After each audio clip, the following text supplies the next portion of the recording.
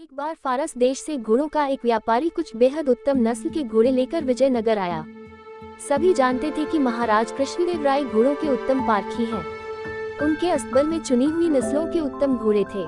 महाराज ने फारस के व्यापारी द्वारा लाए गए घोड़ों का निरीक्षण किया तो पाया कि वे घोड़े दुर्लभ नस्ल के हैं। उन्होंने व्यापारी से सभी घोड़े खरीद लिए क्योंकि वे अपनी घुड़सवारी सेना को और मजबूत व सुसज्जित करना चाहते थे।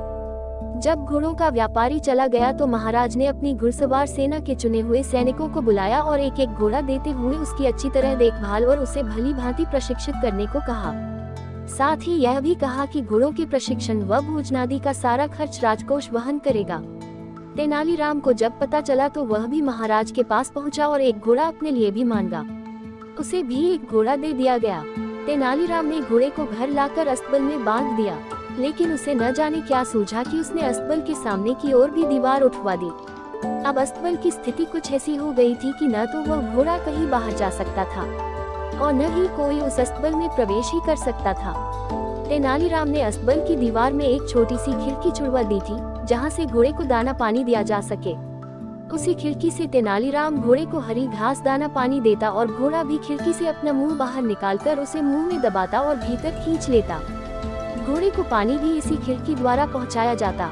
करीब 1 महीने बाद महाराज ने घोड़े की सुध-बुध ली और यह जानने की कोशिश की किस प्रकार उसकी देखभाल व प्रशिक्षण का काम चल रहा है। तब सभी सैनिक अपने अपने घोड़े लेकर महाराज के सम्मुख आ पहुँचे। हृष्ट पुष्ट व भली भांति प्रशिक्षित घोड़ों को देख महाराज बेहद प्रसन्न हुए, लेकिन तभी उन्होंने पाया कि तेनालीराम और उसका घोड़ा कहीं दिखाई नहीं दे रहे। इधर उधर निगाहें दौड़ाते महाराज ने पूछा, तेनालीराम कहाँ है?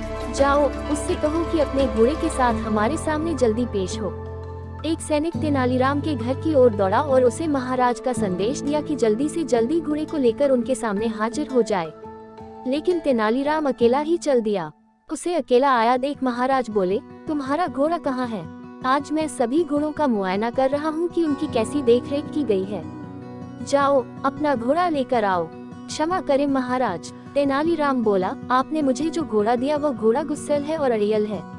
मैं तो उसे अपने साथ यहाँ लाना चाहता था, लेकिन मेरे लिए यह संभव नहीं हो पाया। कहकर तेनालीराम चुप हो गया।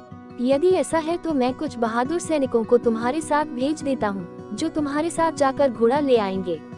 महाराज ने कहा, नहीं नहीं महाराज, ऐसा हरगिज न करिएगा। अब तक घोड़े की देखभाल मैंने की है और मैं ब्राह्मण हूँ, इसलिए अच्छा तो ये होगा कि आप किसी पंडित या पुरोहित को घोड़ा लाने के लिए मेरे साथ भेजें। होठों पर रहस्यमय मुस्कान लाते हुए तेनालीराम बोला। संयोगवश राजपुरोहित उस दरबार में उपस्थित था। वह राजपरिवार में कुछ पूजा पाठ के कर्मकांड करवाने वहां आया था। सुब्बा शास्त्री नाम था राजपुरोहित का। क्या तुम तेनालीराम के साथ जाकर उसके अस्तबल से घोड़ा यहाँ ला सकते हो? महाराज ने उससे पूछा। तेनालीराम और सुब्बा की निकटता देख सुब्बा शास्त्री जला भुना करता था और तेनालीराम को नीचा दिखाने का कोई मौका चूकना नहीं चाहता था। वह बोला, क्यों नहीं महाराज, मैं अभी जाकर घोड़ा ले आता हूँ। ऐसे एक घोड़े की तो बात ही क्या, मैं 10 बिगड़ेल गुस्सैल घोड़ों को साथ ला सकता हूँ। ठीक है, यदि ऐसा है तो आइए मेरे साथ, तेनालीराम बोला। जब सुब्बा शास्त्री और तेनालीराम जा रहे थे तो रास्ते में तेनालीराम बोला, शास्त्री जी, मैं जानता हूँ कि आप विद्वान हैं और मैं ये भी जानता हूँ कि आपने अश्वशास्त्र का अध्ययन भी किया है। कुछ ही देर में जब तेनालीराम के घर पहुँचे तो सुब्बा शास्त्री अपनी लंबी दाढ़ी को उंगलियों से सहलाते हुए अहंकार भरे स्वर में बोला, हाथ कंगन और आरसी क्या? आखिर तुम्हें मेरी योग्यता पर विश्वास हो ही गया।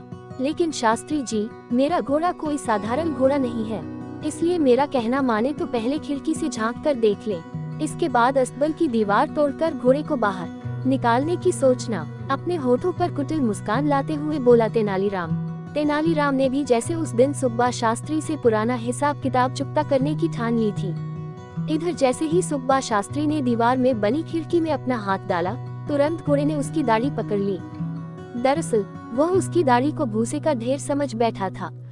सुब्बा शास्त्री की दाढ़ी को अपने मुंह में दबाए घोड़ा इतनी जोर से खींच रहा था कि उसकी आंखों से आंसू टपकने लगे और वह दर्द के मारे जोर जोर से चिल्लाने लगा।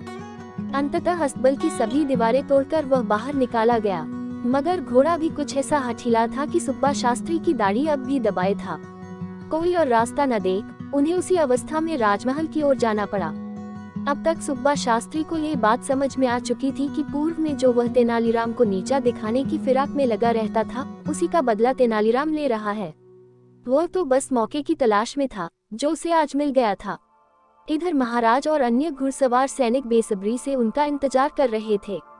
तभी तेनालीराम और सुब्बा शास्त्री की दाढ़ी मुंह में दबाए वह घोड़ा वहां आ पहुंचा। सुब्बा शास्त्री को इस हास्यास्पद स्थिति में देख सभी उपस्थित जन ठहाके मारकर हंसने लगे।